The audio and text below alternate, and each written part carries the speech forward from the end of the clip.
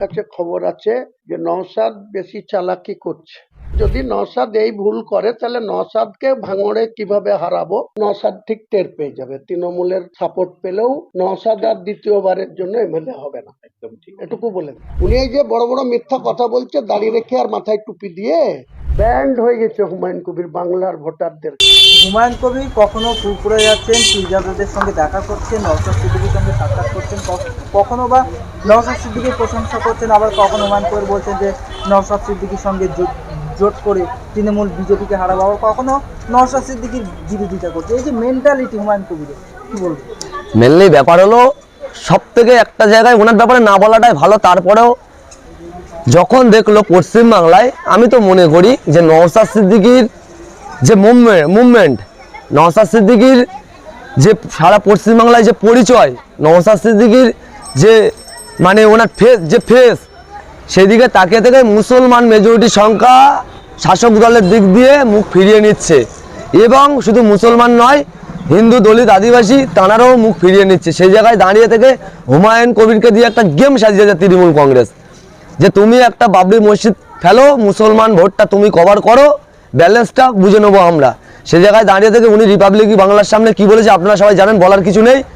যে আমি যদি 2026 বিধানসভায় যদি 100 সিট পাই তবেই কিন্তু আমি বাবরি মসজিদ তৈরি করতে পারবো, আর যদি না পাই তবে কিন্তু আমি বাবরি মসজিদ পারবো না। ওখানেই বাংলার মানুষকে বুঝে নিতে হবে উনি একটা ওই হুমায়ুন বাবু। মেনলি কথা হলো ওই পিসির চটি চেটে চেটে এখনো পর্যন্ত পিসি পাঠিয়েছে পুরো ডিফেন্সে খেলার মতো। মমতা ব্যানার্জি দিয়ে রেখেছে আর এ খেলছে। মেনলি ফুরপুরায় যতই জায়গা যাই করুক, আপনারা দেখেছেন সাক্ষাৎ এখনো নওশাদের সঙ্গে হয়েছে, আর জীবনে হবে না আমাদের বিশ্বাস।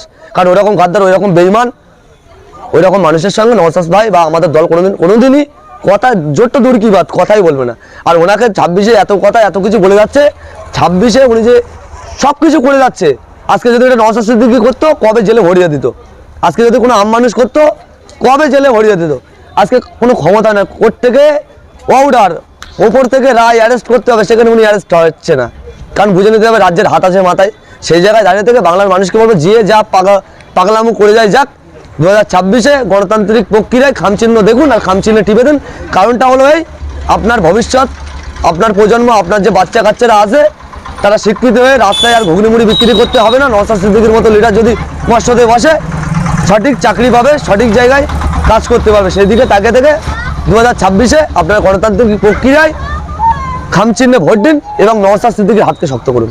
প্রার্থী ক্যান্ডিডেট থাকার পরেও, তৃণমূলের 214টা থাকার পরেও একটাই তাকিয়ে আছে ভাঙড়। কারণটা হলো এই, আমি ফের উদাহরণ দিচ্ছি, মুসলমান কাউকে বড় হওয়া যাবে না। আর বিশেষ করে ফুরপুরা শরীফের পীর বংশের ছেলে নওশাদ সিদ্দিকী, উনি যদি পশ্চিমবাংলার মসজিদে যদি বসতে পারে, তাহলে কে হিন্দু, কে আদিবাসী, কে দলিত, কে মুসলমান, যত ধর্মের মানুষ বসবাস করে কেউ অবহেলিত হবে না।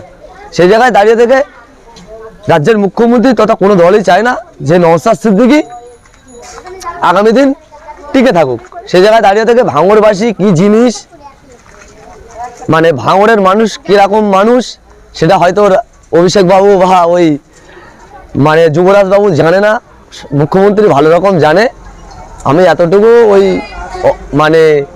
বাবুর উদ্দেশ্যে এতটুকু কথা বলতে চাই, আপনার যদি সৎসাহস থাকে, আপনি যদি মায়ের দুধ খেয়ে থাকেন, আপনার পিসিকে রাজ্যের মুখ্যমন্ত্রী শুভেন্দু অধিকারীর কাছে 1800 ভোটে হেরে আসে দাঁড় করার আমার ভাঙড়ে। আপনি দেখেছি ডায়মন্ড হাবড়া লোকসভায় চুরি করে 7 লক্ষ ভোটের ওপরে জিতে আছেন। আপনার কেমন ক্ষমতা থাকে, আপনি ভাঙড়ে একবার দাঁড়ান 26-এ, তারপরে ভাঙড়ের মানুষ আপনাকে উচিত শিক্ষা দিয়ে দেবে গণতান্ত্রিক প্রক্রিয়ায় ভোটের মাধ্যমে।